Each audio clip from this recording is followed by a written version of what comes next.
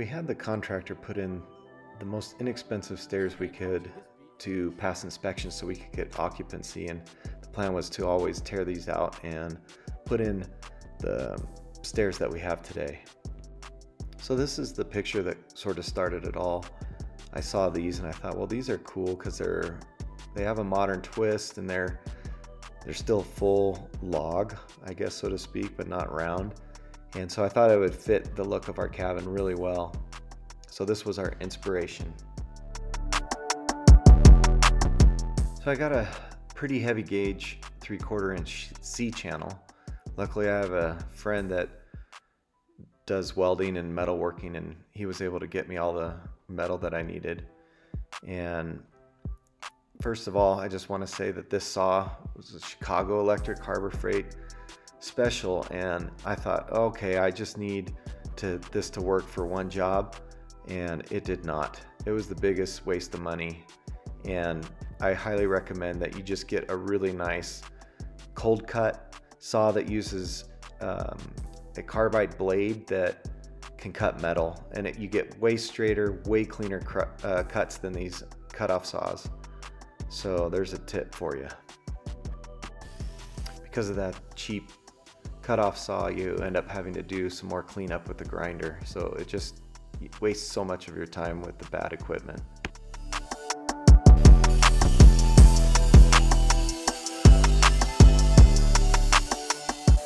I had the steel stored in the garage for quite some time, and you can see that it's got some surface rust on it, and so that just meant I had more cleanup and prep to do.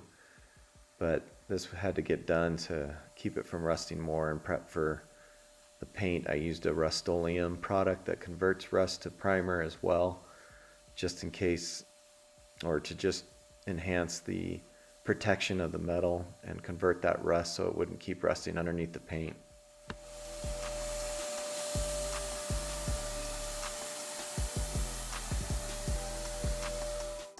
So after we prepped the steel and got it the right size, we pitched it up on the ladder, and we used this just piece of cardboard that was left over from some Christmas cookie box or something. And we went through a few iterations with paper until we got this and used this as our template, which we gave to the wood shop to cut the treads. And you can see that we took that size and we started spacing it apart so that we can get the proper spacing between the treads. And I think you can't have more than 4 inches in this area of space between treads. And also the standard height, I believe, is 8 inches step to step. And the tread surface is around 11 inches. And so then it was a matter of getting the right size, getting the right spacing, and for laying it out to get the right, I don't know what you call it, I guess the run up the angles for the staircase. Once we figured out the spacing for the stair treads, we laid out this template over and over, going down to ensure that they'd all have equal spacing. And then I just marked holes for where we wanted the lag bolts to go up into the stair treads to hold them onto the steel. Once all the holes were marked, we moved the drill press underneath the steel and moved it along the whole length to drill in all the holes for using the lag bolts to hold the treads on. It took me a little while, I think a few weeks, to get the wood treads cut. I used a place that builds custom log homes, and they were able to cut it, and it took me a little while to find them even, but once I got them cut, they were all 48 inches in length, or width I mean, and I used this skill saw to cut a 32-degree angle along the edges to soften them. I mean, that would totally kill your shin if you were going upstairs and missed a step. But after cutting them and all the corners, I used a belt sander to sand not only those edges that were cut, but also the surfaces of the stair treads to get rid of the rough sawn surface. What happens is I tried to have them use dry material, but the mills don't like to use dry material because it's harder on the blades and doesn't cut as easily, but it leaves us with the chore of drying out slowly and ensuring that they don't crack, and also the sanding of the rough sawn wood. And you've got to really wait for it to dry, because when it's wet, it's just like brushing hair on an animal. It just doesn't sand off. So you got to wait for it to dry out. Each tread took approximately 15 to 20 minutes to both cut and sand to get the surface ready for the sealant.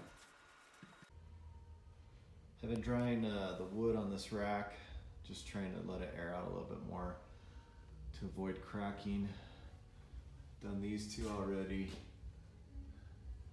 Just cutting a 35 degree or 32 degree angle. Helps soften the edge a little bit, but still keep it angular. My wife wanted to see what it looked like stained gray, so I did the bottom of this first tread, and we didn't really like it, so we went with a Varathane polyurethane clear. In the end, we actually went with a semi-gloss. Again, my cheap Harbor Freight welder didn't really go through the 1/4-inch steel well, and so I had my friend weld it until I could get a nice Miller-Matic welder. Before I had finished the woodworking, I wanted to see how it looked against the rails, and was super excited to see the progress of the stairs coming together. We used 4-inch wide 1/4-inch steel for the bases and 1.5 inch square tubing for the posts, and 1/4-inch round rod for the railings. Alright, it's a beautiful day out. Lots of people enjoying the mountain, see them coming down. Just wanted to show you real quick. So I made this little jig, had a 2x2 to help line up the rods for doing the railing, just to keep things in place. And once it's done, you just slip that off, and then you can weld it to the solid side. And I mark the 4 inches just to make sure the spacing's correct on that. The top part of the railing is 3-inch by 1/2 inch, and we put a 1-inch strip every 4 feet to make sure that things stay stiff enough.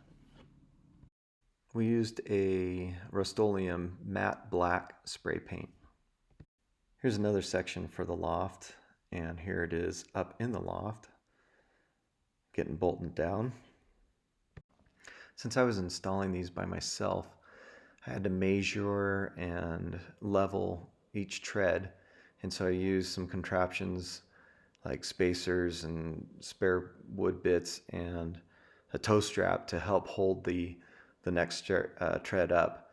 And this top tread had a couple notches that needed to be cut out for the bolts that were on the bracket that were holding up the main supports for the stairs.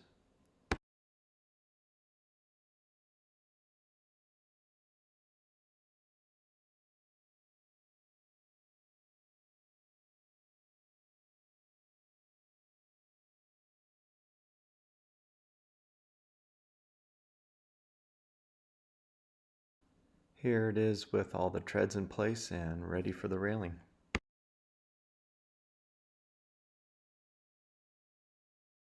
When I was grinding the edges of the plates, my thumb got sucked into the grinder, and luckily it just ripped up the glove and not my thumb.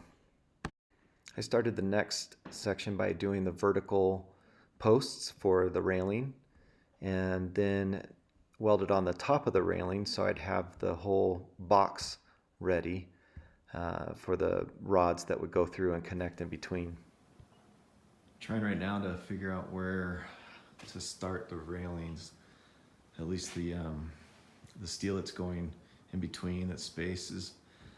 Right now I've measured it, and it'll be 4 inches on the low side and 6 inches on the high side, and it gives a good space for the last step, or right above the steps, the treads. So that's what I'm going to go with. And we'll see how much space I end up with at the top one. It's been an unusually warm day. If you heard that video or heard that rumbling when I was doing the video, our roof just shed all the snow that's been sitting on it. Killed over those aspens right there.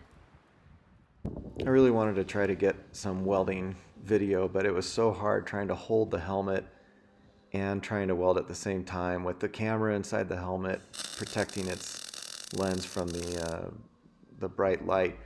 And so I just did what I could, and I didn't want to sacrifice the welds and by trying to get video. So toward the end of the day, I didn't quite finish, but I got most of them done, and this is the progress so far. Luckily, I had my wife there the last day, and she helped me get it situated and bolted on. Got heavy with all that metal getting attached to it. So here's a few clips on how the project looks inside the house as a whole.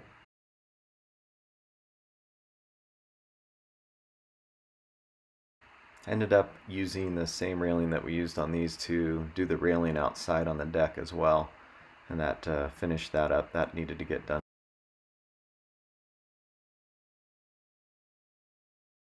You're awesome. Liked it. Woo!